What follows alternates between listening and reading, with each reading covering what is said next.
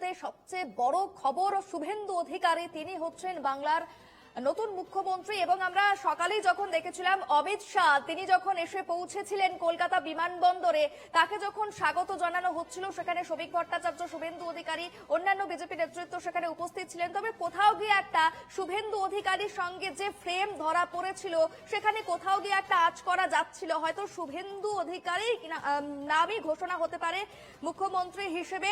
এবং সেই জায়গায় কিন্তু সেই জল্পনা অবশেষে একেবারে শিলমোহর পড়ল, মুখ্যমন্ত্রী নাম হিসেবে ঘোষণা করা হলো শুভেন্দু অধিকারীকে এবং পরিষদীয় দলনেতা হিসেবেও কিন্তু শুভেন্দুকেই নির্বাচিত করা হলো। প্রতিনিধি দেবারতী ঘোষ আমার সঙ্গে ছিল এই টেলিফোন লাইনে। ধন্যবাদ দেবারতী, এবং আবারও পরবর্তী আপডেট নেব। তবে এই মুহূর্তে অত্যন্ত গুরুত্বপূর্ণ যে খবর, শ্রমিক ভট্টাচার্য, অগ্নিমিত্রা পাল, দিলীপ ঘোষ প্রত্যেকেই ছিলেন মুখ্যমন্ত্রী হওয়ার দৌড়ে, কিন্তু সেই জায়গায় দাঁড়িয়ে কিন্তু মুখ্যমন্ত্রী হিসেবে নাম উঠে এলো শুভেন্দুর। প্রতিনিধি রণজয় মুখোপাধ্যায় আমার সঙ্গে এই মুহূর্তে রয়েছে ফোন লাইনে। রণজয় দা, যে খবর আমরা জানাচ্ছিলাম এই মুহূর্তে একেবারে বিগ ব্রেকিং, শুভেন্দু অধিকারী তিনি হচ্ছেন পরবর্তী মুখ্যমন্ত্রী, যা একেবারে কিন্তু কোথাও গিয়ে সম্ভাবনা ছিল সব থেকে বেশি শুভেন্দুর নামই উঠে আসবে, এবং সেই জল্পনাতে একেবারে শিলমোহর পড়লো। দেখো, একদমই তাই। আমরা দর্শকদের জানিয়েছিলাম যে সম্ভাব্য মুখ্যমন্ত্রী হিসেবে শুভেন্দু অধিকারীর নাম উঠে আসছে এবং আমাদের খবরে শিলমোহর পড়লো বলা যেতে পারে।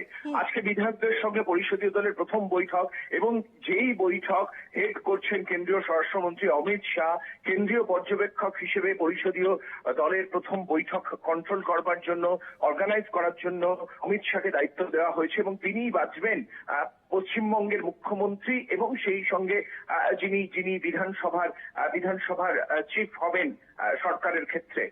সেই জায়গা থেকে পরিষদীয় দলনেতা এবং মুখ্যমন্ত্রী হিসেবে অমিত শাহ শুভেন্দু অধিকারীর নাম ঘোষণা করেছেন। আমাদের এনকেটিভির খবরে যে খবর আমরা দেখিয়েছিলাম যে শুভেন্দু অধিকারী হচ্ছেন পশ্চিমবঙ্গের পরবর্তী মুখ্যমন্ত্রী এবং বিজেপি সরকারের প্রথম মুখ্যমন্ত্রী হতে চলেছেন শুভেন্দু অধিকারী, আমাদের খবরে কিন্তু শিলমোহর পড়ল। আজকে কেন্দ্রীয় স্বরাষ্ট্রমন্ত্রী বিশ্ব বাংলা কনভেনশন সেন্টারে শুভেন্দু অধিকারীর নাম ঘোষণা করলেন। এই মুহূর্তে যেটা সব থেকে বড় খবর, এই মুহূর্তে পশ্চিমবঙ্গের সব থেকে বড় খবর, যেই খবরের দিকে শুধুমাত্র বাংলা নয় সারা দেশ তাকিয়ে রয়েছে, পশ্চিমবঙ্গের পরবর্তী মুখ্যমন্ত্রী, বিজেপির প্রথম মুখ্যমন্ত্রী কে হবেন, সেই জায়গায় পশ্চিমবঙ্গের প্রথম বিজেপির মুখ্যমন্ত্রী হিসেবে নাম ঘোষণা করলেন অমিত শাহ শুভেন্দু অধিকারী। শুভেন্দু অধিকারীর যে রাজনৈতিক যাত্রাপথ, যে পলিটিক্যাল ব্যাটেল, সেটা কিন্তু চোখে পড়ার মতো। একদম ছাত্র জীবন থেকে শুভেন্দু অধিকারীর পলিটিক্সে হাতে খড়ি। তার বাবা শিশির অধিকারী তিনি ছিলেন। রাজনৈতিক পরিবারে জন্ম হলেও শুভেন্দু অধিকারী কিন্তু নিজের ক্যারিশমায় আজকে শুভেন্দু অধিকারী হিসেবে এতটা দূর এগিয়ে এসেছেন।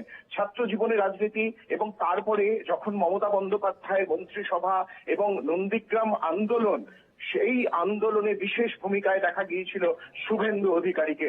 তারপর যখন সরকার গঠন হলো, সেই সময় মমতা বন্দ্যোপাধ্যায় সরকার গঠনের সময় তিনি প্রথম সাংসদ হয়েছিলেন। দিল্লিতে তিনি সাংসদ ছিলেন। মমতা বন্দ্যোপাধ্যায় মনে করলেন শুভেন্দু অধিকারীকে দিল্লিতে রাখা যাবে না, শুভেন্দু অধিকারীর মতো একজন গুরুত্বপূর্ণ, একজন অ্যাক্টিভ লিডার, তাকে কিন্তু রাজ্যে নিয়ে আসতে হবে। এবং সেই জায়গা থেকে, সাংসদ থেকে শুভেন্দু অধিকারীকে মমতা বন্দ্যোপাধ্যায় বাংলায় নিয়ে এলেন।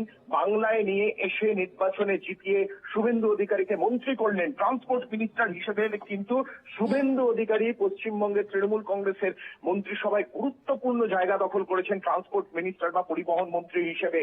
অত্যন্ত দক্ষ, অত্যন্ত কৌশলী, এবং পরিবহনের ক্ষেত্রে, ট্রান্সপোর্টেশনের ক্ষেত্রে শুভেন্দু অধিকারী যখন এই মন্ত্রিসভায় ছিলেন পশ্চিমবঙ্গ সরকারের, সেই সময় কিন্তু ট্রান্সপোর্টের অভূতপূর্ব ডেভেলপমেন্ট করেছিলেন শুভেন্দু অধিকারীকে। বলা যেতে পারে পশ্চিমবঙ্গের ট্রান্সপোর্টের যে অবস্থা ছিল, যে জরাজীর্ণ কন্ডিশন ছিল ট্রান্সপোর্টের, সেটা পুনরুজ্জীবন দিয়েছিলেন শুভেন্দু অধিকারী। এবং তারপরে মমতা বন্দ্যোপাধ্যায়, বিশেষত অভিষেক বন্দ্যোপাধ্যায়ের সঙ্গে দূরত্ব তৈরি হওয়া, শুভেন্দু অধিকারীর মমতা বন্দ্যোপাধ্যায়ের সঙ্গ ত্যাগ, তিনি তৃণমূল কংগ্রেস ছাড়লেন এবং 2020 সালে একদম শেষে, 2020 সালের শেষের দিকে তিনি তৃণমূল কংগ্রেস ছাড়লেন।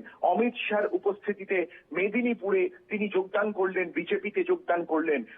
তারপর বিজেপিতে যোগদান করেই 2021 সালের নির্বাচনে নন্দীগ্রাম থেকে প্রার্থী হলেন শুভেন্দু অধিকারী।